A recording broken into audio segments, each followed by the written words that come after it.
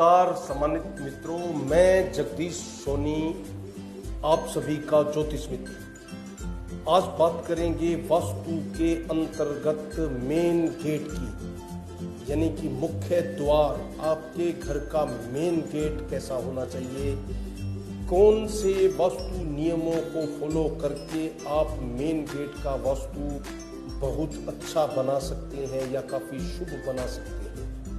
आज ये वीडियो इसी पर बनाया है, इसी पर मैं आज आपको कुछ बातें बताऊंगा जो आपके लिए काफ़ी उपयोगी हो सकती हैं। अगर मकान बना रहे हैं तो आपके मकान का मेन गेट कैसा होना चाहिए, आज इसी पर चर्चा करूंगा।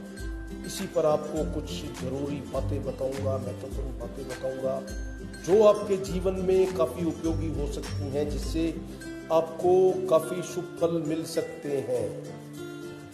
तो बात करते हैं मेन गेट की, मुख्य द्वार की। तो मुख्य द्वार जो होता है दोस्तों, वह ऊर्जा का, एनर्जी का रास्ता होता है। आपके घर में सुख शांति, नेगेटिव पॉजिटिव एनर्जी आएगी या बीमारी रोग कुछ भी आएगा, शुभ अशुभ जो भी प्रवेश करेगा वह हमेशा मेन गेट से ही प्रवेश करता है। अगर आपके मकान का मेन गेट वास्तु सिस्टम सही है तो फिर उस घर में, उस मकान में रहने वाले परिवार के किसी भी सदस्य को कोई बड़ी समस्या नहीं आती, आर्थिक स्थिति भी अच्छी बनी रहती है।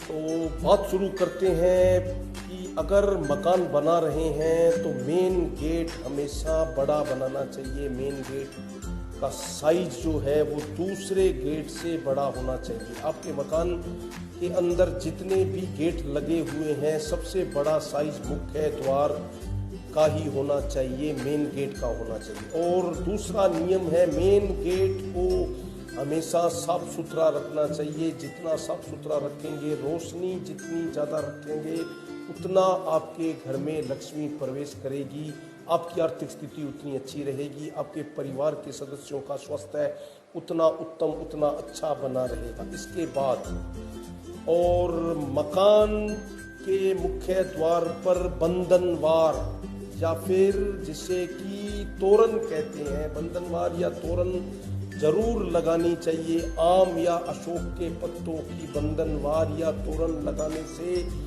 आपके मकान में कभी भी कोई नेगेटिव एनर्जी प्रवेश नहीं कर सकती।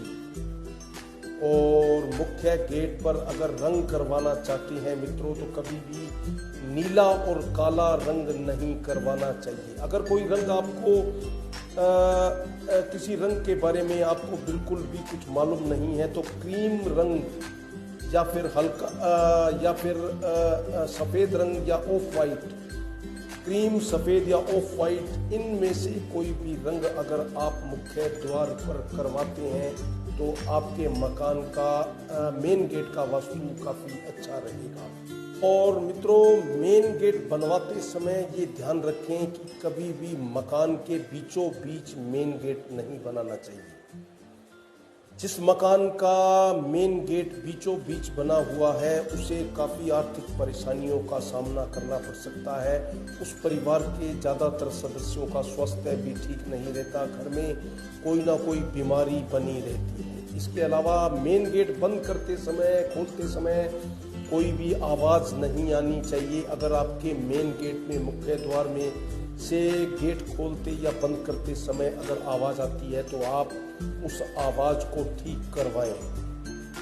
सबसे इम्पोर्टेंट बात यह है कि मकान का मेन गेट किस तरफ होना चाहिए, किस दिशा में होना चाहिए। तो मित्रों, कोशिश करनी चाहिए कि आपके मकान का गेट पूर्व दिशा में, उत्तर दिशा में या उत्तर पूर्व यानी कि नॉर्थ ईस्ट की तरफ होना चाहिए। ये दिशाएं काफ़ी अच्छी कही गई है, काफ़ी शुभ मानी जाती हैं। और इसके अलावा अगर आपने अपने मकान का मुख्य द्वार, मेन गेट अगर पश्चिम की ओर लगाया है तो कुछ मामलों में वह सही हो सकता है, बशर्ते कि आपके घर का इंटरनल वास्तु सिस्टम सही है, अंदर का वास्तु सिस्टम अगर सही है तो फिर वेस्ट की तरफ अगर मेन गेट है तो फिर आपको उसका बुरा प्रभाव नहीं मिलेगा।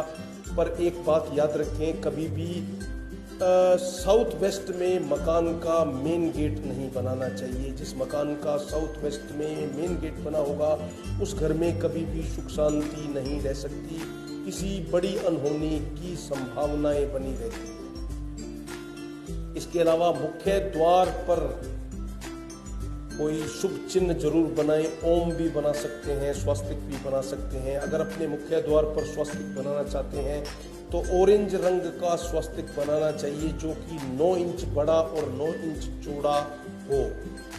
अगर आप स्वस्तिक बनाते हैं तो इससे आपके घर में कोई बुरी आत्मा या कोई नेगेटिव एनर्जी प्रवेश नहीं कर सकती, कोई ऐसी चीज प्रवेश नहीं कर पाएगी जिससे आपको परेशानियों का सामना करना पड़े। और अंत में यही कहना चाहूँगा कि मकान के मुख्य द्वार पर मेन गेट के सामने कोई पेड़ नहीं होना चाहिए, कोई खंबा नहीं होना चाहिए, कोई पोल नहीं होना चाहिए, कोई गड्ढा नहीं होना चाहिए। ये बहुत बड़ा वास्तु का दोष है। तो अगर ऐसा है तो आप उसे हटाने का प्रयास करें, नहीं तो फिर उस दिशा में मुख्य द्वार नहीं बनाना चाहिए। इसके अलावा जब भी मेन गेट बनाएं दोस्तों तो 2 पल्लों वाला मेन गेट बनाना चाहिए। इस बात को याद रखें, ये बहुत मुख्य बात है, बड़ी इम्पोर्टेंट बात है कि मेन गेट हमेशा डबल पल्ले वाला ही बनाना चाहिए, उसी को शुभ माना जाता है। एक पल्ले वाला मुख्य द्वार कभी भी शुभ फल नहीं देता। तो ये थे आपके मुख्य द्वार के वास्तु के नियम हैं, बड़े आसान से नियम हैं। अगर आप इन नियमों को फॉलो करें तो आपके घर में सुख शांति का वातावरण बढ़ सकता है, आपकी आर्थिक स्थिति अच्छी हो सकती है, बशर्ते कि आप मुख्य द्वार के वास्तु सिस्टम को फॉलो करें। मुख्य द्वार यानी कि मेन गेट के वास्तु नियमों को जरूर पूरा करें।